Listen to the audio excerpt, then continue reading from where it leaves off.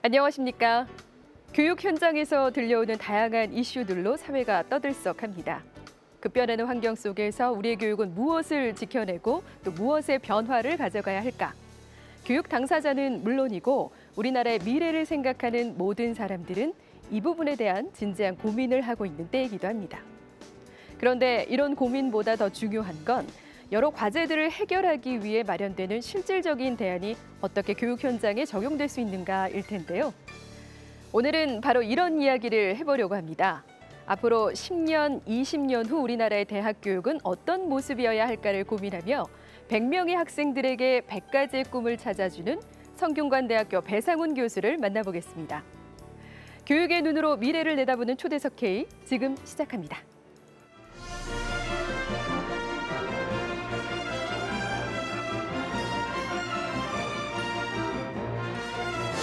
네, 교수님 안녕하세요. 안녕하세요. 자리해 주셔서 고맙습니다. 고맙습니다. 네, 2010년부터 교수직을 시작을 하셨죠? 네, 네. 성균관대학교 교육학과에서요. 교육 정책 가르치고 있고요. 네. 지금 무슨 교육 정책이 뭐 뉴스마다 요즘 뭐 교권이다, 네. 학생 인권이다, 네. 또 입시 제도 너무 많잖아요. 그렇습니다. 또 평준화냐, 네. 특목고 찬성이냐 등등. 교육 정책을 주로 아이들에게 가르치고 있고요. 네. 또 중요하게 연구하는 분야는 어떻게 하면 우리 학생들이 성공할 수 있을까? 보람찬 대학 생활을 하고 네. 졸업 후에 그들이 원하는 길을 찾아갈 수 있게 할까? 네. 그러려면 대학의 교육이 혁신이 돼야 되잖아요. 대학 교육 혁신할 수 있는 방안, 전략, 사례조사 네. 뭐 이런 게 제가 주로 연구하는 분야고요. 네. 초중등 분야에서는 방과후 학교 연구하고 있는데요. 제가 이제 대학에 오기 전에는 공무원이었어요. 네. 예, 교육부에서 좀 일을 했었는데 네. 그때 방과후 학교를 담당하는 과장이었어요. 네. 그때부터 방과후 학교가 참 중요하다고 생각이 들었고 지금은 그렇게 정책도 하다 보니까 세계적인 학술지가 있는데 방과후 학교 다루는 그 편집위원장도 하고 있거든요. 네. 그래서 이제 고등교육, 대학 쪽에서는 학생 성공하고 대학 교육 혁신을 연구하고 초중등 교육에서는 방과후 학교 또 그리고 그 말 많고 탈 많은 사교육 원인은 뭐고 네. 이런 연구하고 있습니다. 뭐 거의 교육의 전반을 다 아우르시는 그렇지 않아요. 위치에서 네. 학생들을 생각하는 마음으로 함께하고 계신다라는 생각이 좀 듭니다. 자, 뭐 이제 최근에 우리나라에 이렇게 찾아오는 여러 변화들이 상당히 이제 유기적으로 영향을 주고 있습니다, 교수님. 그러니까 교육 분야도 예외는 아니지 않습니까? 이 그렇죠. 교육 현장에서 혹시 피부로 혹시 느끼시는 가장 큰 변화는 뭐가 있을까요? 교육이라는 것이 다른 분야하고 다 이렇게 얽혀 있어요. 근데 요즘 보면 한 자녀 가정이 많잖아요. 그게 문제일 수도 있고 네. 이게 다 하나뿐인 나의 자식이 소중한 시대가 됐고 그러다 보니까 대학은 많은데 또 대학 오려는 학생은 줄고 그러니까 공급자는 많은데 이제 수요자는 적고 네. 그러다 보니까 자연스럽게 어떤 현상이 나타나면 학생 한 명 한 명이 중요한 시대가 되는 것 같아요. 그렇습니다.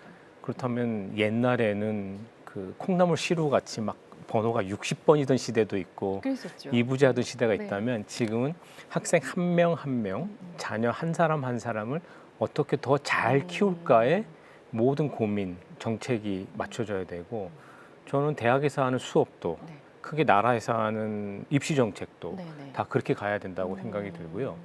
그러니까 한 사람 한 사람이 굉장히 중요한 시대가 됐다. 또 하나 큰 변화는 학교하고 대학이 교육을 독점하던 시대는 갔다. 탈경계 시대다. 요약하면 학생 한 사람 한 사람이 중요한 시대가 됐고 거기에 맞춰서 수업도 해야 되고 대학 교육 정책도 바뀌어야 되고 또 학교와 대학에만 모든 책임을 지우기보다는 온 사회가 같이 우리 자녀 한 사람 한 사람을 키워나가야 되는 시대가 됐다. 저는 그렇게 진단합니다. 학생 맞춤형 교육이 무엇보다 이제 중요하다라는 이야기를 좀 강조를 해주고 계시는 것 같습니다. 그러니까 늘 강조해 주시는 것 중에 또 하나가 학생 성공이라는 또 단어가 네. 있지 않습니까? 어떻게 네. 보십니까? 제가 대학에서 대학교육혁신센터장, 학생성공센터장 이런 걸 했는데 저는 그 보직이라고 하죠. 보직을 하면서 참 복받았다 생각을 했어요. 네. 자칫했으면 책삼머리 공부를 했을 수도 있겠다. 책만 보고 공부를 했을 수도 있겠다 생각을 했는데 학생들하고 이런 프로젝트 저런 프로젝트 해외 캠프도 나가고 리더십 프로그램도 하고 보니까 한 사람 한 사람이 너무 소중한데 지금까지 우리는 기관 중심, 교수 중심, 공급자 중심이 너무 있었던 거예요. 한번 거꾸로 생각해 보면 이 아이들의 인생을 책임지는 어떤 사람이 이렇게 얘기했어요. 학생 한 사람을 망치는 건 너무 쉽다. 엉터리 선생님을 붙이는 길이다. 그만큼 교사와 교수와 대학과 학교가 중요한데 제일 중요한 존재라고 하는 학생을 잊고 있었던 것이죠. 그럼 그 학생을 위해서 우리가 무엇을 해야 될 것인가 연구를 해야 되고 어제도 그런 교수님들하고 논의를 하다 왔어요. 좋은 직업 갖는 것일까? 훌륭한 인격체로 성장하는 것일까? 공동체 일원이 되는 것일까? 아니면 뭐 인성만 좋으면 되나? 직업 기술은 필요 없나? 이런 논의가 활발하게 이루어져서 그게 교육 내용에 담기고 잘 전달하는. 저는 그 학생 성공이라는 것이 대학에서 이렇게 얘기를 하기 시작했는데 어느덧 어느 교육청에선가도 학생 성공 시대. 그러니까 점점 이게 우리의 고객이란 표현은 좀 속된 말일 수도 있는데 제가 이런 말 하거든요. 교수님들께 우리가 존재하는 이유는 뭘까요? 우리가 바라봐야 되는 대상은 누굴까요?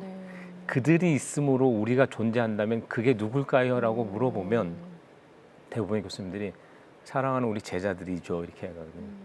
그렇다면 학교와 대학과 교수와 선생님의 역할은 나를 찾아준 고마운 학생을 잘 키워서 성공시키는 길이다. 그렇게 보고 싶습니다. 정말 그 학생들과 늘 함께하면서 가장 최선의 그 자리에서 고민을 해주시는 분인 것 같다. 행복하죠. 네, 그런 생각이 좀 막 에너지가 느껴지는데요. 교학상장이란 말이 있어요. 네. 가르치고 이렇게 지도하면서 자기도 큰다? 학생들 바라보면 네네. 요새 나라 안팎으로 어두운 소식이 많잖아요. 네. 학생들하고 있어 보면 너무 행복하고 나라의 미래가. 네. 제가 우리나라가 이만큼 성장하고 발전할 수 있는 이유를 꼽으라면 우리나라에 기름이 납니까? 석탄이 납니까? 교육과 인재. 맞습니다. 학생이 너무 중요한 시대 같아요. 학생들이 참 좋아하는 교수님이실 것 같습니다. 그랬으면 좋겠어요. 네.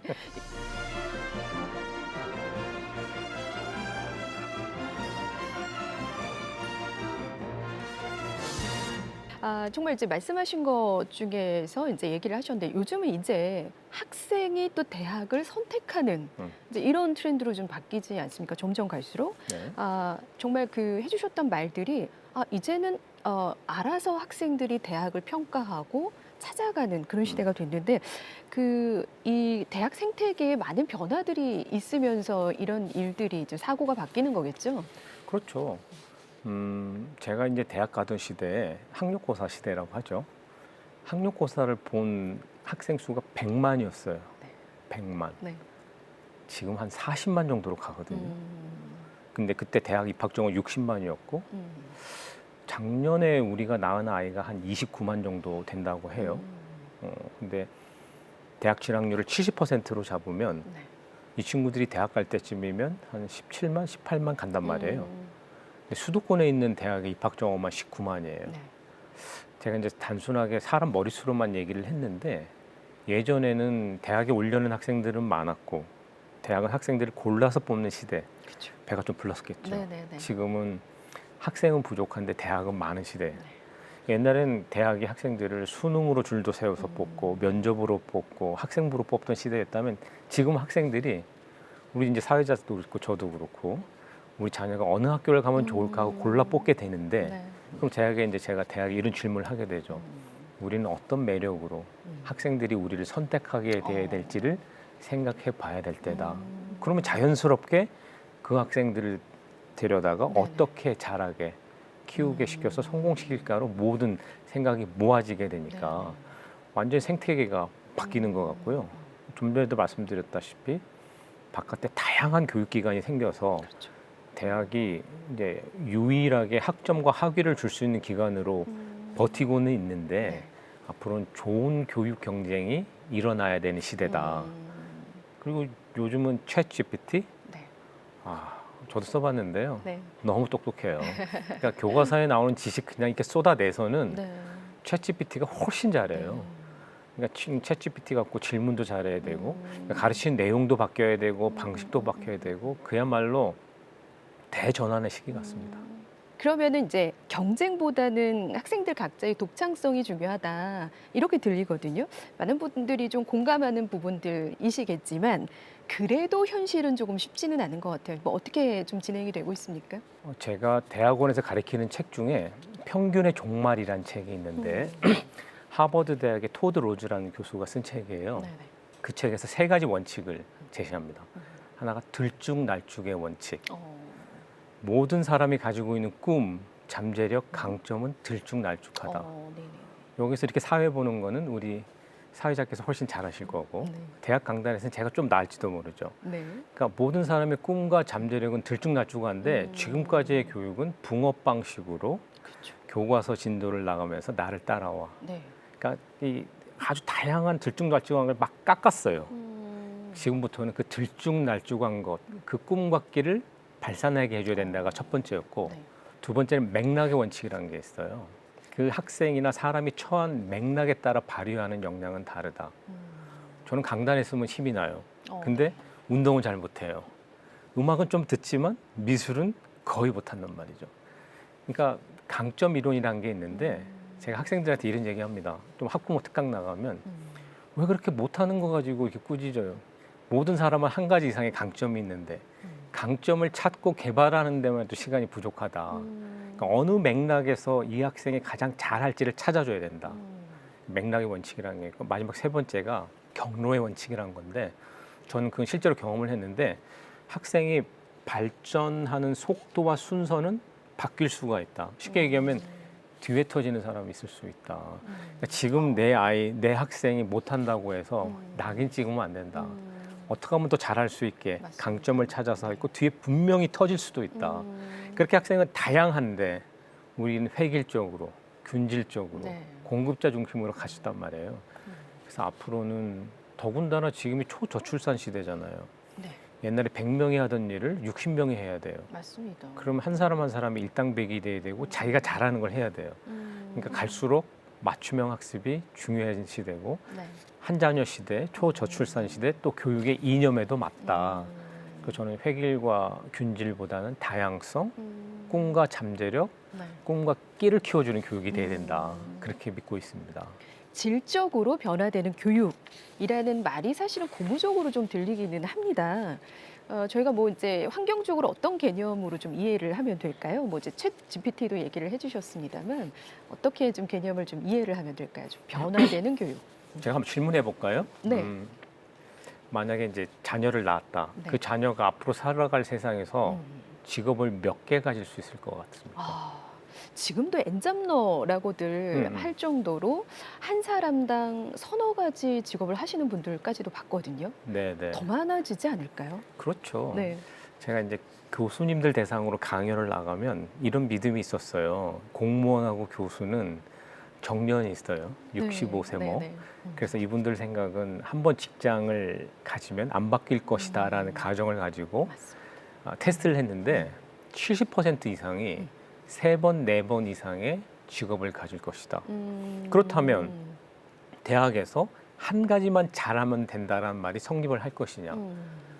세 번, 네 번 직업이 바뀔 때 자기 잠재력을 펼칠 수 있게 다양한 경험, 기본이 튼튼하게 가르쳐야 되는 시대거든요. 그게 이제 달리 번역하면 융합 교육이 될 수도 있고 기본이 튼튼한 거. 그러니까 직업이 세 번, 네 번 바뀌는 시대가 중요한 변화 중에 하나가 될 것 같고 챗GPT 방금 말씀하신 것처럼 어때요? 수능이라는 것에 대해서 얘기할 필요가 있는데 우리 핸드폰 하나 가지면 네. 답을 다 찾을 수가 있어요. 네네. 근데 그걸 달달달달 외워서 5개 중에 꼭 틀린 걸 찾아야 돼. 네. 근데 요즘 학생들은 그런 문제를 안 주면 생각이 정지되는 것 같아요. 그래서 앞으로는 뭐가 중요한지 가치를 알고 질문을 해서 정보를 찾을 수 있는 능력이 중요한 시대지 기존에 잘 정리된 지식을 달달달 암기하고 숙달하던 시대에서는 간다. 그렇다면 대학의 교육도 바뀌어야 되는 거죠. 좀 지난 시간 어디까지 했지? 다음 순서는 이거야 이게 아니고 네.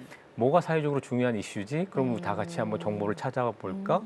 생각이 다양하니까 토론해 볼까? 네. 이런 식으로 좀 바뀌어야 될 것 같다 생각이 들고 그럼 자연스럽게 문해력이란 말이 있어요. 우리 어머니 아버지 시대에는 글을 읽고 쓰고 말하는 게 중요했다면 네. 지금은 구글을 가지고 또는 네이버, 음. 다음을 가지고 정보를 찾고 네. 내가 찾은 정보가 가짜 뉴스인지 확인하고 내가 찾은 정보를 잘 인용해서 쓰는 윤리 이런 디지털 리터러시가 또 중요한 시대가 됐다. 그래서 학습 생태계는 정말 놀랍게 많이 바뀌었기 때문에 우리 교육의 현장도 많이 바뀌어야 되겠다. 또 부모님들도 아이들 가르칠 때 네. 이제 많이 뭐 참고서 풀었어? 이게 아닌 거예요. 아이들 성공시키려면. 네, 네. 네. 정말 이제 오늘 뭐 학생들도 이제 시청을 하고 계시겠지만 학부모들께서 오늘 보시면 좀 사고의 전환 그리고 좀 뭔가 확신을 얻어가는 그런 또 시간이시지 않을까라는 생각을 듭니다. 이제 교수님을 통해서 융합 인재 양성이라는 것에 대해서 좀 여쭤보도록 하겠습니다. 조금 더 설명을 좀 해주셨으면 좋겠는데 실제 강의실 안에서는 어떻습니까? 이 융합 인재 양성을 위한 어떤 뭐 현상을 저희가 좀 상상해 볼 수 있을까요? 제가 몸담고 있는 성균관대학교 사례를 들어드리면 제일 좋을 것 같아요. 네네. 교육학과 학생들은 교육학과 아이들하고만 수업을 들어요. 경영학과 학생들은 가끔 복수 전공을 한 아이들 빼고는 경영학과 학생들끼리 수업을 들어요. 그렇겠죠. 그죠? 네. 그러니까 동일한 집단이 동일한 내용을 배우고 있는데 이건 아닌데 왜? 어떻게 보세요? 이제 경영학과를 졸업했다고 생각하시면 졸업 후에 같이 생활할 사람들이 경영학과 졸업생들 일반일까요? 아니죠. 너무 다양하게 너무 다양하죠. 많겠죠. 다양하죠. 네네. 저는 대학의 역할은 졸업 후에 마주할 삶을 미리 땡겨서 경험하게 하는 것이다. 아, 그렇다면 대학에서 제일 바보 같은 학생이 같은 과 학생하고만 CC하고 같은 과 교수님만 교수님으로 생각하고 네네네. 자기 학과 건물에만 쳇바퀴 돌듯이 돌면 제일 바보 같은 학생이다. 그렇다면 미래 삶을 준비하려면 다양한 생각, 관점을 미리 맛봐야 되기 때문에 저희는 융합 프로젝트라는 걸 시작을 했는데 네. 제가 몇 가지 원칙을 정했어요. 팀 구성을 융합적으로 해라. 특히 3개 학과 이상 섞여야 된다. 예. 3개 학과는 지금은 없어졌지만 문과, 이과가 섞여야 된다. 이른바 문송합니다라고 요새 아주 듣기 그런 거북살스러운 말하는 그런 학생도 있을 수 있겠지만 공대 학생 서로 섞여야 된다. 학년도 섞여야 되고 남성, 여성도 섞여야 된다. 섞여야 된다. 이게 1번이었고요. 네네. 두 번째는 문제 해결 학습 많이 들어봤죠. 그렇죠. 저는 문제 해결 학습이 반드시 좋은 것만이라고 생각을 하지 않는데 저희는 문제를 주지 않기로 했어요. 문제는 네가 찾아라. 아, 큰 주제만 주고. 네. 그러니까 저희는 서울시 행복한 서울시 만들기. 네네. 그다음은 알아서 해. 어, 이 종로에 요새 이름 얘기 들어보셨어요? 다시 코로나가 끝나니까 중국 관광객들이 많이 오는데 네. 우리 학교가 종로에 있거든요. 네네. 종로 주민들이 몸살을 앓는 거예요. 초인종도 누르고 화장실 필요하다고 들어오고. 그래서 우리가 행복한 종로구 만들기. 그러니까 이 학생들이 돌아다니면서 뭐가 문제를 찾기 시작하는 거죠. 여튼 그런 식으로 됐는데 학생들에게 다 끝나고 나서 뭐가 제일 어려웠니 하니까 2가지가 어려웠대요. 팀으로 일해보는 게 어려웠어요. 아, 왜냐하면 지금까지는 네네. 혼자 독서실에서 공부하고 혼자 외우고 그렇죠. 내 친구랑 경쟁을 했어야 되는데 네. 지금 팀으로 만들어서 네. 일을 해야 되니까 네. 두 번째는 문제를 안 주는 게 어려웠어요. 지금까지 주어진 문제 푸는 게 힘들었는데 근데 문제를 찾아야 하는. 찾아야 되니까. 네. 그래서 이제 문제를 찾으려면 전 단계가 이게 이래요. 주입식 학습이 가장 낮은 단계면 그 다음은 문제 해결 학습, 문제를 주는 거. 그 위로 가려면 문제를 찾아야 되죠. 네. 문제를 찾으려면 무엇이 사회적 가치인지를 알아야 돼요. 평등의 가치인지, 기후 환경 변화를 네네. 막는 게 가치인지, 네. 뭐 가치를 알아야 돼. 근데 우리가 지금 교육이 가치를 가르치는 교육인지 단편적 지식을 가르치는. 여튼 팀워크가 어려웠어요. 네. 문제를 찾는 게 어려웠어요. 그래서 아이들이 이렇게 성장해서 막 크는데 계속 학생들 제가 물어봤어요. 너무 재미있는 얘기들을 많이 하는데 네. 그들이 고백하기를 네. 첫 번째 선생님 내가 너무 자만했던 것 같아요. 내 친구들 얘기를 들어보니까 네. 내가 좀 더 공부해야 되겠다라는 것을 느꼈어요. 어느 공대 학생이 내가 너무 기계적으로 생각한다라는 것을 느꼈어요. 네. 어떤 학생이 창의성이 발휘하려면 일단 참고 남의 말에 귀를 기울여야 된다라는 걸 배웠어요. 네. 오늘 여의도 사람들이 많이 알아야 될 것 같은데 기울여야 되는 걸 배웠어요. 네. 이런 케이스도 있었습니다. 저희가 한 10대팀이 나오는데 상을 주거든요. 네. 최우수상, 우수상. 네. 이 팀이 상을 못 받았는데 그 팀의 팀 리더가 쓴 성찰 일지를 봤는데 이렇게 썼던데요. 뜨거운 여름을 보냈다. 친구들하고 프로젝트를 많이 했다. 네. 상 받는데 실패했다. 그러나 우리는 상 받은 것과 진배 없다. 왜? 평생을 같이 갈 친구를 얻었기 때문이다. 야. 너무 멋있죠. 네. 이 깨달음을 뭔가 특별하게 안고 가는 학생들이 느껴지네요. 네. 그게 이제 학습 현장의 실질적인 네. 융합인 거예요. 네. 또 재밌는 거 한 말씀 더 드리면 이른바 문과 학생하고 이과 학생, 공대 학생하고 문과대 학생을 섞으면 네. 문과대 학생들이 특별한 생각이 없으면 공대 학생들이 주도합니다. 그 친구들은 뭘 만들 줄 알고 네, 네, 네. 계산할 줄 알고 앱도 만들기 때문에 네. 문과 학생들은 되게 PPT 작업을 해줘요. 그렇죠. 네. 근데 문과 학생들이 아까 말씀드린 소셜 밸류, 소셜 임팩트를 알면 큰 주제를 정해주고 공대 애들이 그것을 구현해 주려고 애를 쓰는 거예요. 네. 그래서 제가 두 학생들을 모아놓고 공대 학생들이 사회적 가치와 사회적 영향에 대해서 생각해 보지 않으면 시쳇말로 공도류로 잘 나갈 그렇죠. 것이다. 네, 네. 문과 학생들이 아주 구체적인 스킬, 기술이 없을 때 사회를 바라보는 관점이나 문제를 해석하는 게 없으면 이른바 테크노크라시라고 네, 불리는 네, 사람들 네, 네, 네. 밑에 가서 네. 자존심부름만 하게 될 수 있을 것이다. 네. 서로가 서로한테 배우고 부족한 것을 키워야 된다. 저는 그게 융합이라고 생각을 합니다. 아니 근데 굉장히 보람되시겠어요. 학생들이 커가는 거 보니까요. 그런 답을 한 학생들을 보면서 아 이것이 정말 진정한 교육의 가치겠구나라는 생각을 해보실 것 같아요. 1학년 학생 상을 네. 섞었거든요. 네. 1학년 학생이 썼는데 네. 첫 단어가 뭔지 아세요? 세상에 믿을 사람 하나도 없다. 모두가 각자 자기가 옳다고 우긴다. 네. 이 학생은 막 수능 보고 대학에 와가지고 네, 네, 네. 각축전 속에 들어가서 네. 이제 사회를 알기 시작하는 거죠. 어. 그러니까 자꾸 섞여가지고 네. 거기서 깨달음, 배움을 얻고 적용할 수 있고 음. 이렇게 키워가는 게 중요할 것 같아요. 맞습니다. 정말 뭐 얘기해 주셨지만 1학년 학생들은 요즘 대학에 들어가자마자 사실 취업을 뭐 취업 걱정부터 하기 시작을 한다고 얘기를 하지 않습니까? 이런 친구들 보면 굉장히 안타깝다라는 생각이 드는데 어떠십니까? 취업 얘기에서 지금 최근에 제가 얻은 교훈인데요. 네. 저희 프로젝트에 참여했던 한 학생이 발표를 했는데 제목이 이거였어요. 취준 안 하고 취업하기. 자, 취준이 뭘까요? 취업 준비. 취업 준비. 네, 하는 학생들을 과정. 제가 이렇게 쭉 네. 보면 이렇습니다. 1학년 때 들어와서 어리버리합니다. 음. 수능 공부만 하고 들어왔기 때문에 자기가 스스로 뭐 수강 신청해야 되고 동아리 들어야 되고 네. 혼돈의 시기. 음. 2학년이 되면 성숙해지죠. 음. 남학생들은 군대를 언제 가야 될까? 여학생들은 네. 연애를 해야 되나? 네. 알바는 해야 되나? 3학년이 되면 이제 목전에 취업이 다가오니까 4학년 때부터 열심히 이른바 취준을 합니다. 맞습니다. 자소서 컨설팅을 네, 받고 네. 뭐 영어 공인 인증 시험을 보고 면접 학원을 다녀요.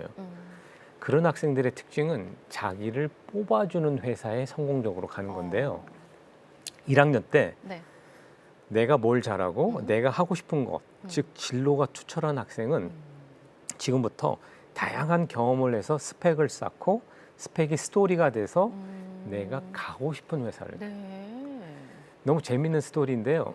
하나 말씀드리면 이거 너무 재밌을 것 같은데 우리 대학에서 이런 방송 프로그램 이렇게 좌담하는 걸 했어요. 했는데 성대 졸업생을 한번 모셔야 되겠다 해가지고 모신 분이 그 SBS의 PD였는데 백종원의 골목식당을 네. 했던 정우진 PD라는 분을 네, 모셨어요. 네, 이분들하고 이렇게 막 얘기를 하는데 우리 학생들이 여러 가지 질문을 해서 언제부터 PD가 되고 싶었나요? 물어보니까 이분이 이렇게 얘기를 해요. 대학 다닐 때 나의 꿈은 스토리텔러였습니다.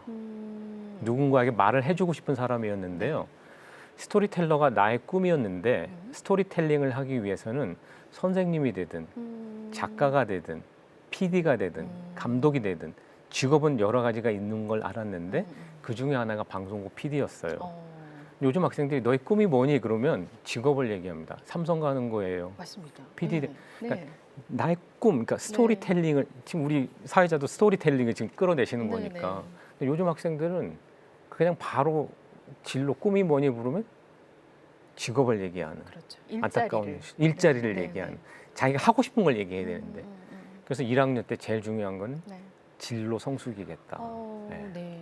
이제 1학년 때부터 조금 더 활발하게 꿈과 뭐 끼와 자질을 찾아서 할 수 있는 적극성이 조금 필요하겠네요. 그렇습니다. 네. 그러니까 학생들을 자꾸 이렇게 갇혀 키우려고 하면 안 되고요. 저희 선생님 중에 한 분이 교육 정의론이라는 책을 썼는데 요새 정의 공정 이슈가 많잖아요. 다양한 꿈을 찾아서 많은 경험을 해주게 하는 게 교육이지 내 수업 못 들으면 너 졸업 못해 하는 것은 네. 사육이나 재배와 같은 것이다. 1학년 때 그래서 저는 저희 아이들한테도 네. 공지사항남, 공지사항녀가 되라. 오. 학교 홈페이지에 나오는 공지사항을 관심을 보고 많이 가져야 되겠군요. 그렇죠. 네. 그래가지고 뭐 리더십 캠프 네. 가세요. 글로벌 캠프 가세요. 음. 동아리 공모전 네. 하세요. 마음껏 해. 네. 그러니까 그런 경험을 할 수 있는 유일한 시기는 대학이고요. 실패해도 용납이 되고요. 1년 늦게 졸업하면 어떻습니까? 앞으로 살아야 될 인생이 70년인데. 대학에서 보다 많은 경험을 하게 하는 것이 새로운 학습 생태계 같아요. 이게 결국은 학생 성공이 아닐까 정답입니다. 라는 생각이 되는데요. 요즘 학생들이 사실은 이렇게 취업 준비를 열심히 하지만 이제 그 졸업 시즌이 되면은 또 이제 학생 부류들이 좀 여러 가지로 나뉘지 않습니까? 그러니까 취업 정말 잘해서 교수님 잘 들어갔습니다 한 친구들도 있을 거고 좀 아직까지는 좀 보류한 상태로 좀 늦어지는 학생들도 있는데 어떻게 보십니까? 어떤 생각하세요? 반복하게 되는데 졸업식장에 가면 세 부류의 학생이 있어요. 한 부류는 이제 취업을 못한 학생들이죠. 저는 취업이 중요하지 않다고 얘기하는 건 아니에요. 어떤 취업을 하느냐가 중요한 것이고, 근데 설령 취업을 못했다고 해도 그렇게 실망할 필요는 없어요. 인생은 길기 때문에 계속 도전하면 되는 것이고, 또 한 부류는 취업을 한 부류인데 말씀드린 대로 두 부류가 있는 것 같아요. 나를 뽑아준 회사에 간 친구들이 있고 내가 가고 싶은 회사에 간 친구들이 있는데 완전 다르죠. 뽑아준 회사에 가면 내가 하고 싶은 거하고 매칭이 안 되잖아요. 그러니까 돈 벌려고 월급 받으려고 일을 하는 경우가 그렇죠. 많거나 네. 내가 거기에 맞춰주거나 몰입하지 않게 되고 긍정심리학이라고 들어보셨잖아요. 긍정심리학이 뭐냐면 몰입하면 행복해지고 네. 창의로워진다는 건데 제가 본 가장 긍정심리학의 상징 같은 사람, 몰입을 잘하는 사람은 저는 김연아 선수 같아요. 스케이팅 할 때 보면 네. 무아지경 아니에요? 그렇죠. 행복해 보이죠. 네, 네. 창의로워지는 네. 거예요. 몰입하게 되고 행복해지고 어. 창의로워. 근데 나를 뽑아준 회사에 간 학생들은 몰입하기가 어려워요. 근데 내가 가고 싶은 회사에 간 친구들은 네. 자기가 하고 싶은 일 제일 좋은 게 뭐냐면요. 내가 잘하는 거, 내가 하고 싶은 거, 근데 돈도 버는 거. 그럼 자아 실현이 되는 거예요. 그렇죠. 그런 학생들은 그 회사도 굉장히 좋아하고 창의와 혁신을 하게 되고 행복한 삶을 살게 된다.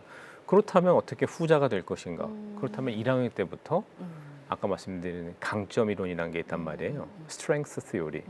학생들이 저한테 면담을 많이 와요. 네. 교수님 저 이거 못하는 것 같은데 걱정돼요. 교수님 저는 이게 두려워요. 그럼 제가 이렇게 얘기하죠. 너 잘하는 건 없니? 한 가지는 있을 걸. 그걸 찾고 그걸 개발하는 데만 해도 시간이 모자라. 그러니까 자기가 뭘 잘하는지 뭘 하고 싶은지를 찾아서 4년 동안 차곡차곡 경험을 쌓아가는 거. 그것을 잘하게 해주는 대학이 좋은 대학이고 네. 시작할 때 말씀드린 학생이 선택받는 대학이 될 것이다. 그게 교육 과정에 다 녹아져 있어야 된다. 저는 그렇게 생각합니다. 저희 때는 왜 교수님 같은 분이 안 계셨죠? 많으셨을 거예요. 네. 그 신입생 1학년 때가 굉장히 중요하다 얘기를 해주셨습니다. 그러면 뭐 또 하나 이야기하고 싶은 것들이 있습니다. 코로나19를 저희가 또 3년 동안 겪지 않았습니까? 그래서 온라인 기반의 환경이 상당히 많이 우리 생활을 바꿔놨습니다. 교육 현장에서도 예외가 아니실 텐데 어떻게 운영하고 계십니까? 학습 생태계가 좀 궁금한데요. 누가 우스갯소리 이런 얘기를 해요. 코로나가 대통령이 하지 못한 일도 해냈다. 그러게요. 자연스럽게 아주. 뭐 온라인 네. 수업, 네. 비대면 수업이란 걸 많이 활성화시켰는데 이렇게 예를 들어보면 어때요? 만약에 우리 사회자님하고 저하고 이런 대화를 공개하지 않고 총중 몇 명 모아놓고 하면 네. 그분들만 공부되는 거잖아요. 근데 만약에 이거를 유튜브로 방송을 송출하면 몇 명이나 들을 수 있을까요? 뭐 무한대겠죠. 무한대죠. 네. 그거를 이제 경제학적으로는 한계 비용 제로라고 합니다. 학생 한 사람이 더 추가돼도 비용이 더 들지 않는 시대. 낭비가 되지 않는 학습. 네. 거기다가 이건 실제인데요. 성균관대학교의 어느 학생 그룹이 이메일을 보내왔는데 네. 무크라고 들어보셨죠? 스탠포드 대학 교수들이 하는 수업을 들은 거예요. 그러면서 우리한테 학점을 주세요. 이렇게 네. 바다 건너서 있는 강의까지 듣게 있는 시대가 네, 네. 되고 지금 성균관대학교는 이런 시도를 하고 있는데요. 음. 우리 학생들이 외국 학생들하고 대화하고 토론하려면 가야 되잖아요. 네, 네. 지금 어떻게 하냐면 외국 대학의 수업과 우리 대학 수업을 동시에 진행하는 걸 시작을 했어요. 오, 네. 같이. 예컨대 우리 학부대학의 어느 교수님은 주제가 글로벌 컨플릭이에요. 호주 대학하고 해요. 네, 네. 그럼 호주 학생들하고 한국 학생들이 러시아와 우크라이나 전쟁에 대해서 토론할 수도 있고 미중 갈등을 토론할 수도 있고 네.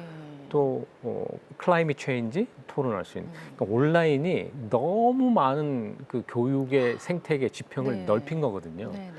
그래서 이거를 잘 쓸 수 있어야 되겠다. 음. 그러면은 교수 한 사람이 10,000명을 가르칠 수 있는 시대도 되고 우리 학생이 외국 수업을 땡겨 들을 수 있는 시대도 되고 제가 이제 교육 정책과 정의란 수업을 했습니다. 네. 그 너무 재미있는 건데요. 네. 교육 정책만큼 공정이나 정의란 이슈하고 민감한 데가 없어요. 그러니까 제가 만약 우리 사회자께 여쭤보면 다 이제 생각을 하실 텐데 이런 거죠. 평준화가 옳아요. 특목고 제도를 두는 게 옳아요. 자사고 존치 이런 얘기 하죠.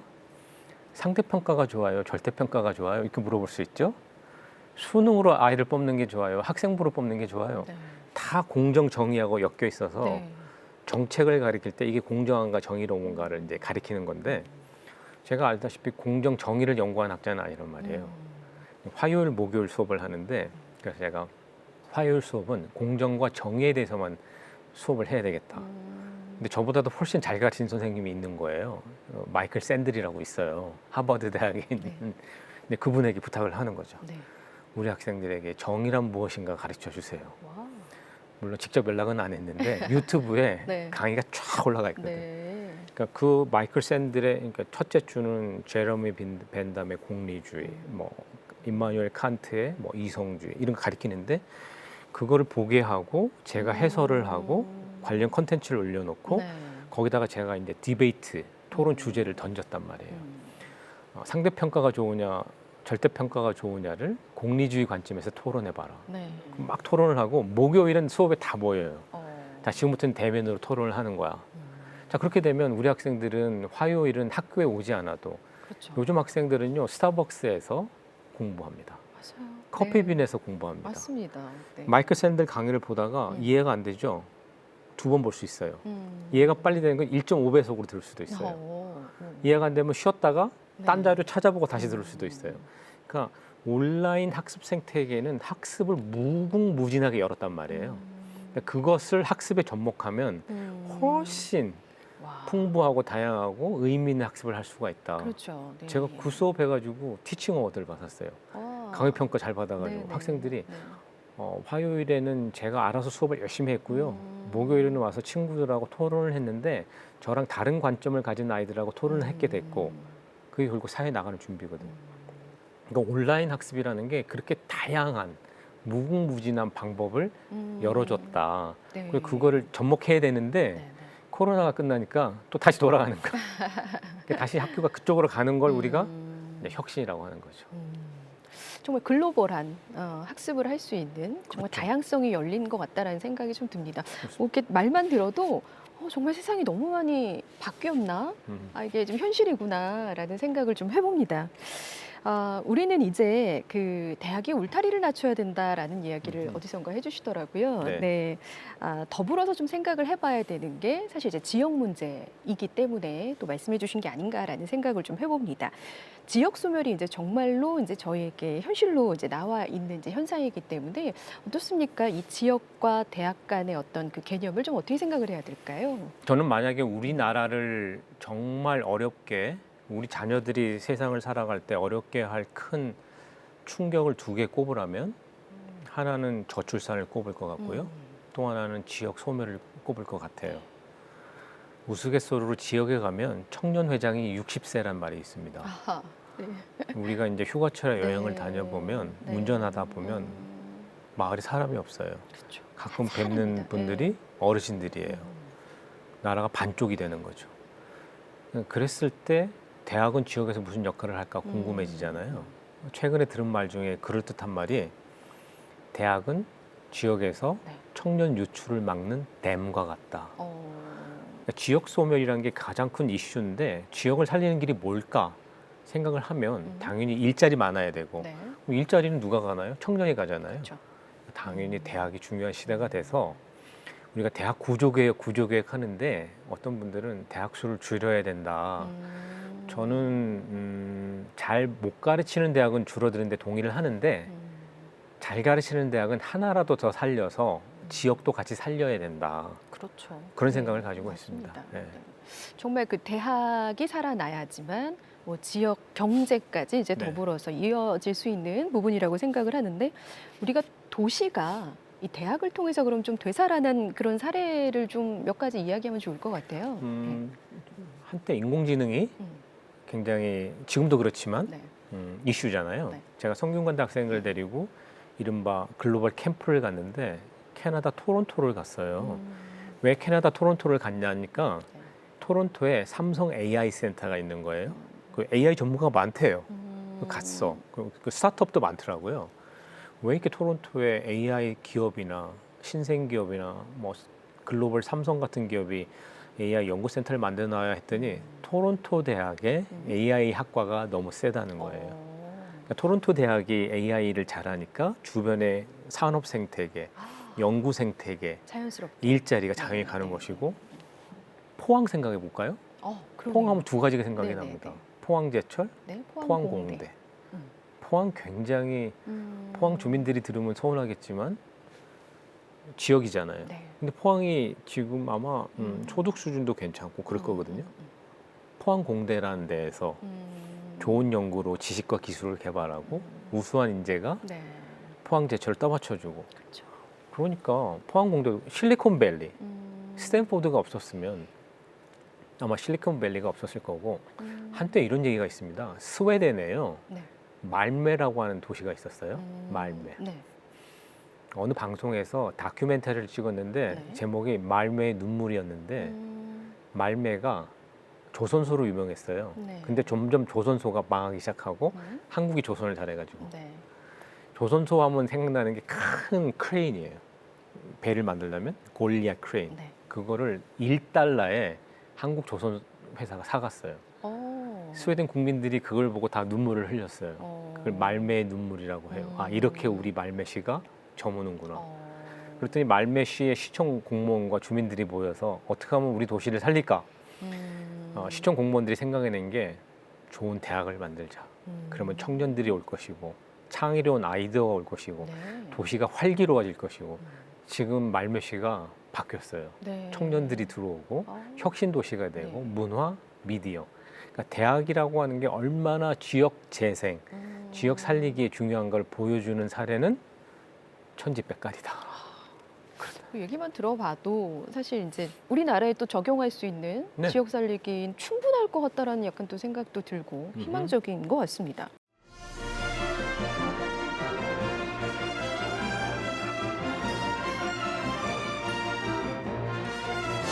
미래를 알고 우리가 조금 더 이렇게 나아가는 자세나 뭐 여러 가지들을 그 행동적으로 진단할 수 있으면 참 좋으련만 어떻게 생각하십니까? 미래에 우리가 어떤 자세로 좀 임해야 될까요? 지금 말씀해 주신 건 너무 잘 알겠지만 우리의 태도가 문제이지 않을까라는 생각이 듭니다.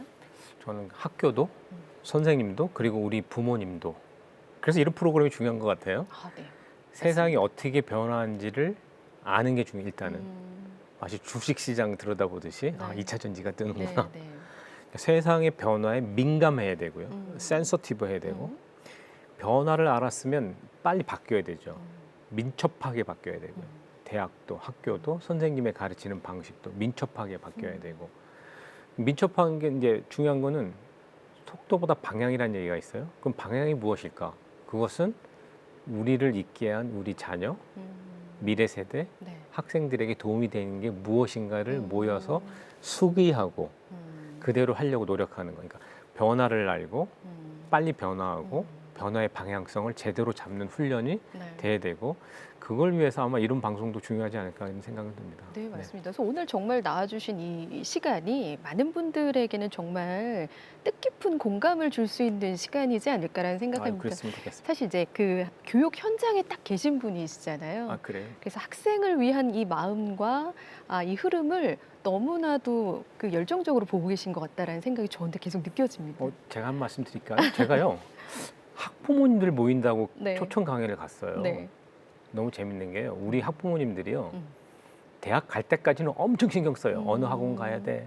몇 시에 일어나야 네, 돼. 네. 체력은 어떻게. 네. 대학 가고 나서는 모르겠는 거예요. 아이들이 얘기도 안 해주고. 네. 그래서 제가 제목이 대학 가고 나서 생기는 일들 강의하기 시작했거든요. 학부모님 너무 진지한 거예요. 정말 궁금해하실 것 그러니까. 같아요. 네. 그래서 우리 아이들 어떻게 더 잘 키울까. 근데 꼭 그런 말은 하죠. 내 자식만 중요한 게 아니고 네. 우리 아이들이 중요하니까 우리 다 같이 머리를 맞대고 좋은 교육을 만들어 보자 네. 이렇게 얘기하죠. 네. 뭐 이제 가정과 학교, 뭐 기관들 각자의 뭐 일들이 또 맡은 책임감, 의무가 좀 있을 거란 생각하는데 뭐 어떻습니까? 뭐 국가는 어떤 부분을 좀 신경 써야 되고 뭐 기관은 어떤 걸 조금 네, 더 신경 네. 써야 되고 좀 정리를 좀 해주시죠. 교육과 관련돼서는 워낙 많은 기관과 또는 이해관계자가 있기 때문에 짧은 시간에 얘기하기는 어려울 것 같고 만약 대학을 중심으로 얘기한다면 이번에 세상을 조금 어렵게 우리 좀 마음 아프게 또는 했던 게 잼버리 있었죠. 네. 결국은 이제 새만금에서 나와서 전국으로 갔잖아요. 전국으로 가서 며칠 보냈는데 가장 많이 보낸 곳이 어딘 줄 아세요? 대학 기숙사였어요. 네. 학생들이 자고 네. 우리 학교에도 스위스 학생들 한 280명인가 왔어요. 네. 우리 기숙사를 제공했고 네. 우리 학생 식당을 제공했고 우리 학교 옆에 명륜당이 있고 궁궐이 있어요. 큰 강당이 있어요. 그런 학생들이 와가지고 자고 강당에서 태권도를 보고 식사를 하고 그 사건 하나만 봐도 상징적으로 네. 대학이라는 것이 얼마나 중요한가 국가 수준에서 네. 똑같이 지역 수준에서도 그렇죠. 네. 어느 지방 대학에서 이렇게 얘기를 하던데요. 이미자 또는 우리 요새 그 누굽니까 그 트로트 공연을 볼 수 있는 강당을 가진 데는 대학밖에 없다. 지역에서 문화 복지까지도 대학이 이제 굉장히 네. 중요한 시대니까 대학이라는 데가 굉장히 중요한 데다. 대학에 있는 사람들을 위해서가 아니고 그 대학을 통해서 길러질 수 있는 아이가 중요하니까 투자하고 더 잘 갈 수 있게 이끌어주는 거 그게 네. 전 중앙정부의 역할이라고 생각을 하고 대학은 이제 공급자 중심, 기관 중심, 교수자 중심에서 우리 학생 그리고 우리 학생의 성공 이런 걸 생각하면서 네. 교육을 설계하고 디자인해야 되겠다. 학부모님들은 방금 말씀드린 것처럼 내 아이 우선주의에서 벗어나야 우리 아이 다 같이 이런 말 있잖아요. 교육이 잘 되려면 온 마을이 나서야 된다. 네. 근데 지금 요새 학폭 얘기도 많죠. 맞습니다. 이게 상대평가, 내 아이 우선, 내 아이 절대 손해 보는 거 못해. 다 같이 손해 보는 거예요. 공동체를 복원하고 네. 온 사회가 같이 나서야 좋은 교육이 되고 우리 자녀들도 우리가 지금 누리는 삶의 질만큼 누리는 행복한 시대를 맞이할 수 있지 않을까 뭐 그런 생각이 듭니다. 학부모도 정말 기성세대로서의 어떤 책임감을 갖고 정말 그럼요. 말씀해 주신 대로 뭐 이제 공동체 의식을 좀 자녀들에게 네, 심어주는 게 중요하겠죠. 그렇습니다. 네, 좋습니다. 마지막으로 이제 학생들의 성공을 위해서 희망적인 제안을 좀 해주시는 걸로 마지막 답변으로 저희 마무리 짓도록 해보겠습니다. 네, 우리나라가 한국 전쟁 마쳤을 때 1인당 국민 소득이 80불대였습니다. 네, 80불. 음. 지금 33,000불, 음. 34,000불 가요. 네, 400배가 올랐어요. 네. 한 60년 얼마 사이에 전 세계가 놀랍니다. 그다음에 항상 물어봐요. 제가 국제기구 이런 데 가서 발표하면 네. 그 비결이 뭔가요? 사람의 힘이죠. 교육의 힘이죠. 네. 그만큼 교육과 인재가 너무 중요한 시대였는데 근데 지금까지는 압축 성장을 하고 빠른 추격자였기 때문에 붕업 방식으로 가리키거나 효율을 중시할 수 있는데 이제 세상이 바뀌어서 한 사람 한 사람이 중요한 저출산 시대이기도 하고 교육 이념적으로도 그 학생의 강점을 키워주는 게 중요한 시대가 됐으니 교육의 패러다임이 바뀌어야 되고 저는 밝다고 봅니다. 네. 우리 BTS, K-컬처, K-푸드, 뭐 K-댄스, 뭐 네. 전 세계적으로 우리 미래 세대가요 너무 훌륭해요. 이 친구들 잘 키워주는 게 네네. 우리 기성세대의 책무라고 생각을 하고 네. 우리 자라나는 미래 세대한테 이렇게 얘기하고 싶습니다. 잘하고 있어. 계속 잘하고면 좋겠는데 네. 중요한 거는 어머니의 인생도 교수의 인생도 아니고 너의 인생을 사는 거야. 너 스스로 자기주도적으로 너의 삶의 설계를 잘 하길 바란다. 지금도 네. 잘하고 있다. 이렇게 얘기하고 싶습니다. 네, 우리 보시는 시청자분들이 아주 긍정적인 그 아이를 두고 계신 가정이라면 긍정적인 진로 설계가 가능할 수 있을 것 같다라는 생각이 듭니다. 오늘 긴 시간 말씀 너무너무 고맙습니다. 고맙습니다. 감사합니다. 네. 오늘 초대석 K는 이 배타적인 경쟁이 아닌 창의적인 꿈을 위한 교육으로 학생들의 성공을 이끄는 성균관대 배상훈 교수와 함께했습니다. 각 사람의 개성을 존중하는 교육, 모든 사람에게 있는 강점이 개발되는 교육. 오늘 이 프로그램을 함께하면서 이게 더 이상 이상적인 목표가 아니라 현실에서 우리가 이룰 수 있다는 희망을 바라보게 됐습니다. 전 세계가 우리 모든 학생들이 꿈을 펼칠 수 있는 드넓은 운동장이 되는 시대. 다시 한번 꿈꿔봅니다. 초대석 K, 지금까지 저는 김미선이었습니다. 함께해 주신 여러분 대단히 고맙습니다.